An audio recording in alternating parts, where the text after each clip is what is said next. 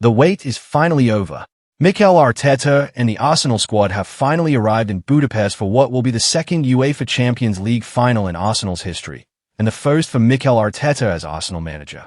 The Gunners are now just 90 minutes away from completely rewriting the club's history.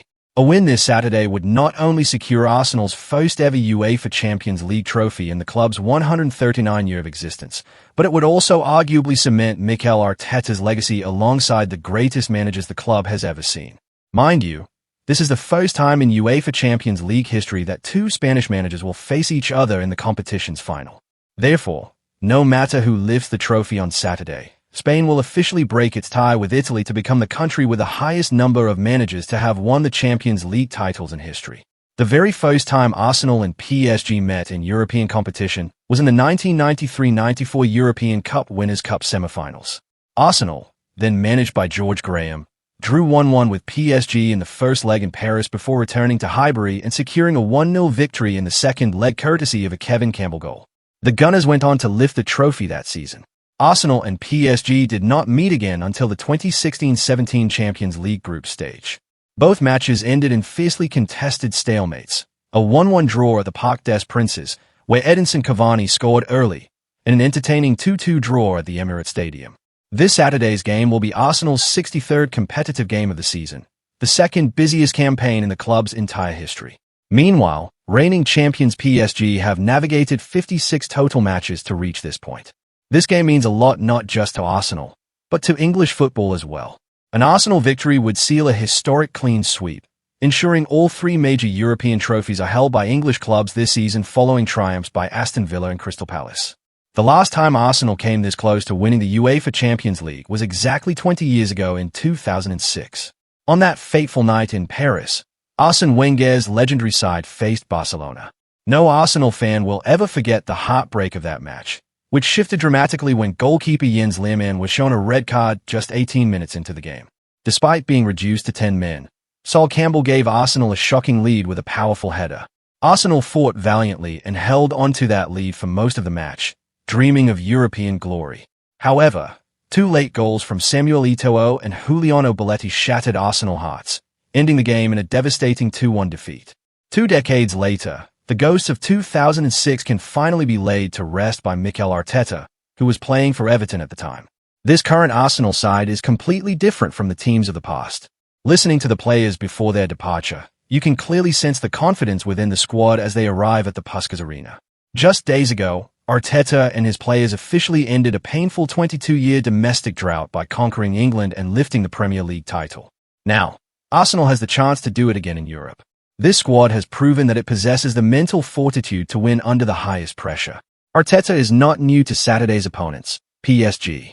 Under him, Arsenal have faced the French champions 3 times, and although Arsenal lost twice and won once, Arteta has assured fans that he understands what to expect from this game and is confident Arsenal can win on Saturday. Beyond his managerial connection, Mikel Arteta is also intimately familiar with Paris Saint-Germain because his history with the French giants dates back long before his coaching career. Before pacing the touchline as Arsenal manager, Arteta spent an iconic loan spell at PSG between 2001 and 2002. Under the guidance of Luis Fernandez, a young Arteta shared the pitch with legends like Ronaldinho and Mauricio Pochettino, playing 53 games and establishing himself on the European stage before eventually moving to the Premier League. On a more positive note, the headline surrounding the traveling squad is undoubtedly Jurrien Timber. The defender, who has not played football in the last 2 months due to injury and was considered a major doubt for this game, has traveled with the rest of the squad. Arsenal fans, myself included, widely fear that the Dutch defender would not recover in time to make the trip to Hungary. However, his surprise return to full team training just days before departure completely changed the narrative. Reports confirm that Timber passed a late fitness test and is fit to face PSG. However, despite traveling with the squad, whether he plays or not will ultimately be decided by Arteta on Saturday. Timber's chances of starting the final remain incredibly low. Throwing a player straight into a Champions League final against Paris Saint-Germain's blistering attack after a 2-month absence would be a massive risk. Mikel Arteta is far more likely to rely on other players to handle the right-back position rather than risk Timber from the start. Nevertheless, Timber's presence in the squad gives Arteta an invaluable tactical weapon. His ability to play anywhere across the backline provides Arsenal with elite defensive reinforcement if the match goes into extra time. While he may not make the starting lineup, his miraculous recovery means he is ready to play a part if called upon. Whether he will be called upon, we still do not know. To get this far, Arsenal boast the best defensive record in this season's competition, conceding just 6 goals in 14 matches and keeping clean sheets from open play throughout the knockout stages. Meanwhile, Luis Enrique's PSG possessed the tournament's most dangerous attack with 44 goals scored. In last year's Champions League, PSG defeated Arsenal 3-1 on aggregate in the semifinals. In the second leg at the Parc des Princes, PSG secured a 2-1 victory with goals from Fabian Ruiz and Achraf Hakimi, while Bukayo Saka scored Arsenal's only goal. PSG enter Budapest as the reigning European champions, having dismantled Inter Milan 5-0 in Munich last season. They are also the first French club in history to reach back-to-back Champions League finals.